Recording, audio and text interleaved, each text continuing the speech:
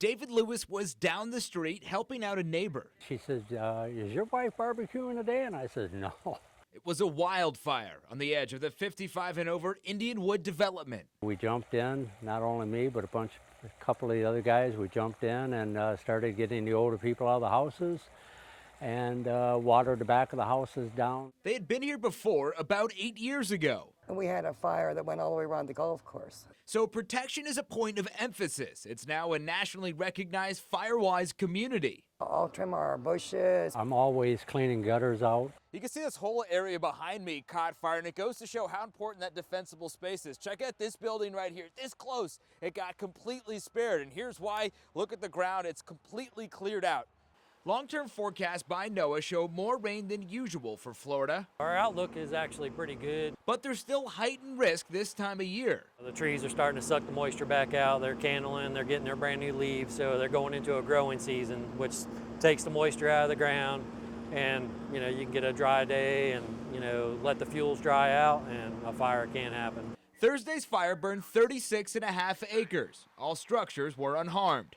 Regardless of the outlook, the Florida Forest Service will remind you, if you live near nature, to be prepared for wildfires. Andrew Lawfom, WPTV, News Channel 5. Talk about a way to burn off some energy. Monday night, more than 15 children and teens practiced boxing at the Martin County Police Athletic League. It's PAL's primary sport since opening less than a year ago. Yeah, it's fun. So much fun that word is getting around. I told all my friends, and they told all their friends. This has actually been a huge surprise for us. When we started out, we had maybe a dozen kids. Martin County PAL Executive Director Noel Del Val says they're now becoming too popular for their space.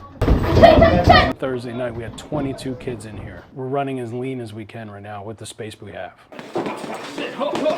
Almost all of these young boxers are here on different terms. Some just for fun, but some are also court mandated. Kids that have gotten in trouble in school, they are starting to come here now on a daily basis.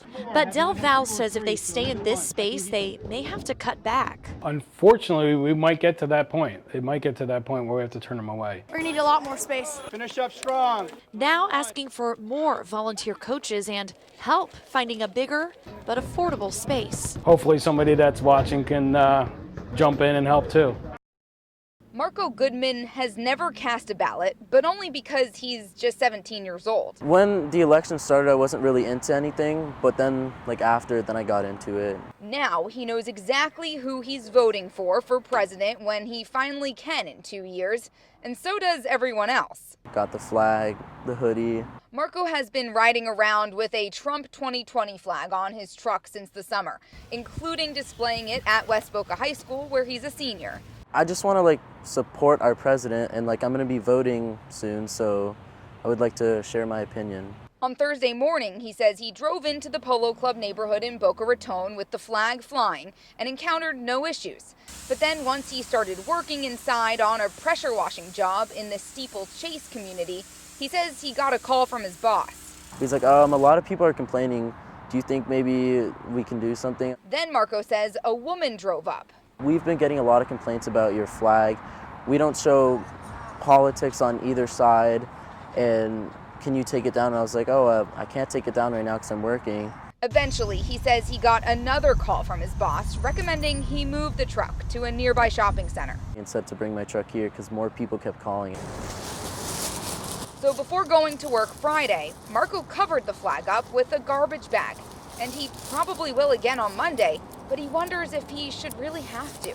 Well, horrible, because it's invalidating my First Amendment, and I can't support our president when not harming anyone.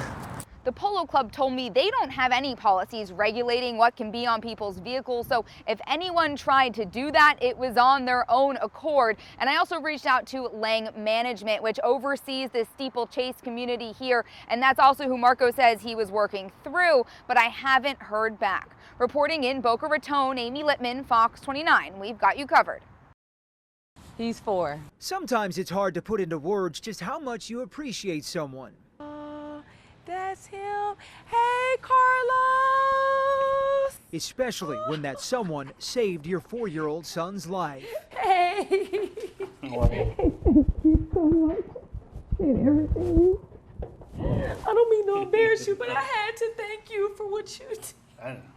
This tearful reunion, weeks in the making for little Bo, his mom Sasha, and Carlos, the Good Samaritan in the right place at the right time.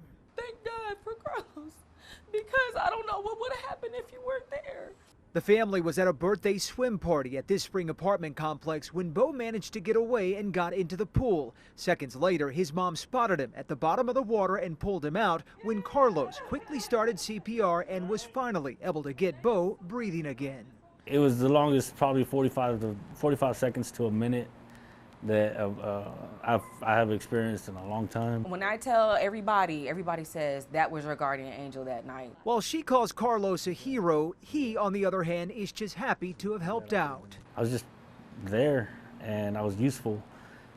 You know, that's really it. What they can agree on, though, they're happy to have finally met again and are now friends for life. I don't know what else I can say, but just thank you. Nothing You know, you said it all. 1,000 thanks, and 1,000 more after that, and 1,000,000 more after that. Thank you.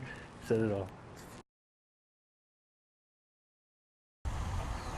When immigration officials turn away families at the port of entry, many end up at Mexican shelters nearby, like this one. You went to the bridge, fuiste a la puente, and what did they say? ¿Qué le dijeron? Que no podía pasar. Que no podía pasar, that you couldn't pass. Reina Gonzalez and her 4 children traveled from Veracruz, Mexico to ask for asylum, only to be turned away from the port of entry twice, they said. And the agents warned, they said, they would be separated if they crossed illegally and got caught. Zero tolerance became a deterrent. Prefiero no ir para allá. I prefer not to go anymore. No quiero peligrar mis hijos. I don't want to lose my kids. Dozens of families pass through the Senda de Vida shelter every week, including Patricia and Joan Flores from El Salvador. Ya intenté 2 veces pasar por You frente. tried twice to go to the En el bridge, puente, the y las puente. 2 veces me lo devuelto. Both times they told you to go away. Separation is not an option, Patricia says. Zero tolerance became a deterrent for them, too. Yo me muero sin él. I would die without Sí, him. él es mi vida. He's my life.